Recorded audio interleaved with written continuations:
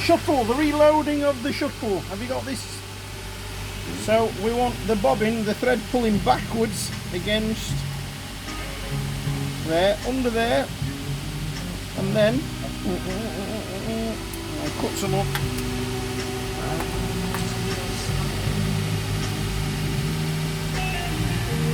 Under there, and then we've got to get that under this little tensioner there.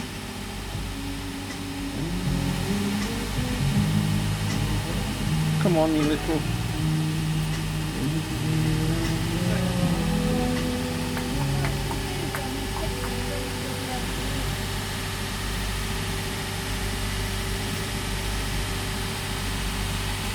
There she goes, under the tensioner. We'll just move that tensioner back up a little bit.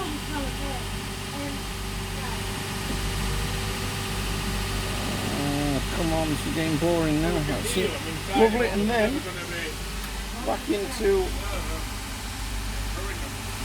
there,